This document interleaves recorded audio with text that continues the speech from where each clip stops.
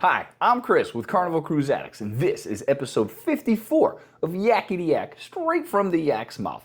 John Heald, Carnival Cruise Line's brand ambassador, posts on his Facebook page for you to ask him questions. You can also recognize crew members and complaints and stuff on there as well. We look at the questions, we find the fun, the weird, the lies, and we put them here for you. So on today's episode, we're talking about back-to-back sailings, cruising to Bermuda, cheers! Oh, question about the chairs. Leaving things in the room for the next guest and carrying on wine.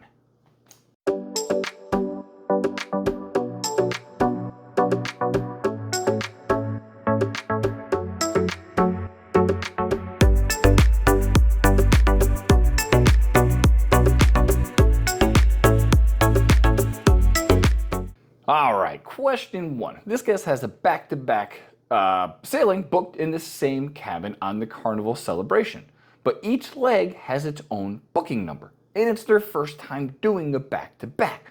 So do they need to combine their bookings into one booking, they asked John? He said, no, not at all. There's nothing further you need to do, and all the instructions that you need will be in your cabin when you're on the cruise. So read those, and of course, you got any questions, you can always go to guest services. 2. This person wants to know what is the rationale for not having more cruises to Bermuda on the Pride. Weather? Choppy waters? What is it? John said, no, it's all about availability. Bermuda only allows a specific number of ships per week, and so there's limited availability because other cruise lines go there.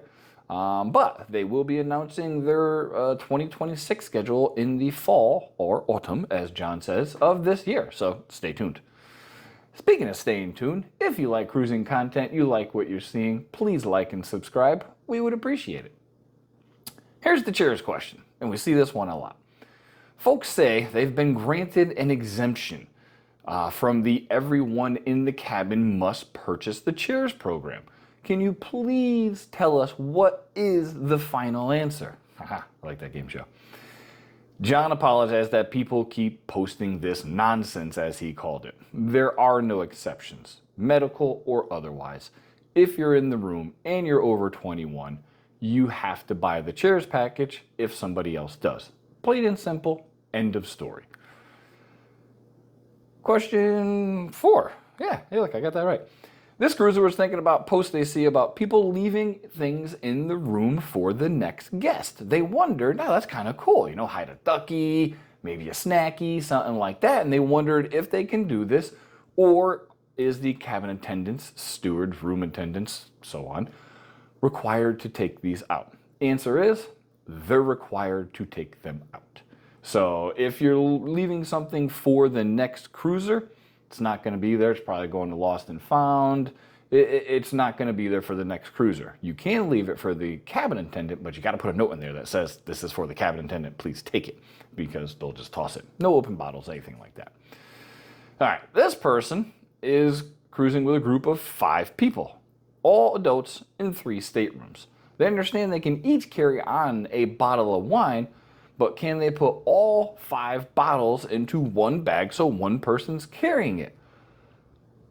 The answer is, nope, you have to carry them on individually. It makes sense that it's only 1 per cabin and 3 people are involved here, but you have to carry them on individually. So that was episode 54 of Yakety-Yak. Thanks for watching. Take care, everybody.